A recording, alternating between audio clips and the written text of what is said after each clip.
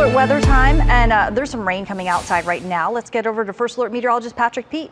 Yeah, Joy, tracking some showers and some storms on First Alert radar. A lot of folks seeing things dry out. If you're inside of the city, things are improving. We are watching this little cluster of storms that's moving through Alabama because it is angling towards the east-northeast. That could be a secondary chance for some showers over the next few hours. Right now, all of the action, though, on the east side of North Georgia. We're looking at Jasper, Putnam counties. Folks in Shady Dale, nice little cluster of thunderstorms that's flared up over the course of the last hour or so, stretching towards Madison. So that whole little area south of I-20, getting some heavy downpours. Not very impressive, but definitely improving, and we're seeing a little bit of intensification with that cell. So something that we'll watch over the course of the next few minutes. Really watching this cell that's moving through Statham. This has been a slow mover. We've been tracking this since it was over Carl and Winder and Decula. It's finally made its way into Statham. Folks in Arcade all the way down towards Good Hope watching this storm produce some heavy downpours. There's been some pea-sized hail embedded in this, and it's moving towards the east at about 20 miles per hour. So it's going to move into Watkinsville at around 4:11.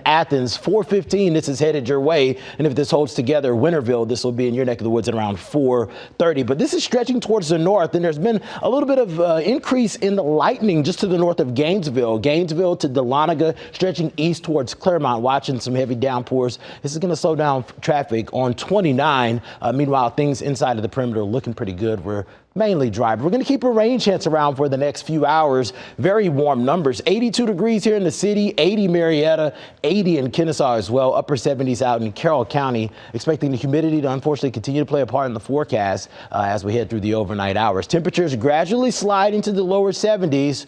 And we're gradually start to drop that rain chance down to about 20% as we head through the overnight. And while we have dropped the First Alert weather day for tomorrow, we are still tracking some isolated showers and a rumble of thunder or two for your Wednesday. More rain and some thunderstorms on Thursday as that front pushes through. And then we trend a little bit drier Friday into Saturday before another chance for some showers arrives for Sunday. Here's that hour by hour tomorrow. And things aren't looking too wet for most of us. Dry through around noon. Some spotty showers mainly north of the city. That's really going to be where the best chance for rain arrives for your Wednesday. And because of that, we've actually nudged the afternoon high up. We actually expect to spend the bulk of the afternoon in the upper 80s. A lot of locations flirting with 90 degrees. We'll keep a 20% chance of rain in the forecast through the bulk of the afternoon. And then as we head towards Thursday, we're watching that front gradually push our way. That's going to bring the chance for some showers and storms again through the late morning, early afternoon. As we head into the evening, things trend a little bit drier. We'll see the winds gradually shift on the back end, and that's going to usher in some lower dew points. That means it's going to be less humid